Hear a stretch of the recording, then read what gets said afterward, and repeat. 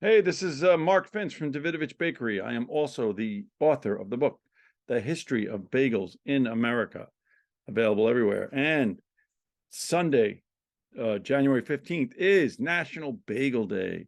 So I wanted to give you three things that you can do to celebrate your love of this New York City icon. Number one, of course, have a bagel, but have a bagel at every meal. Be creative. Have a breakfast bagel, make yourself a bagel sandwich for lunch, and do something creative for dinner. Okay, so let's make Sunday all about bagels. Number two, more importantly, share your love of bagels. So what does that mean?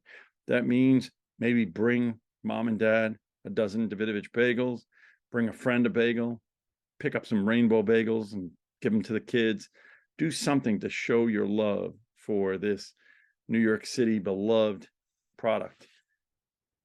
And number three, easy one, visit one of your favorite famous Davidovich Bakery retail stores or one of our resellers all around New York City and around the country and the world.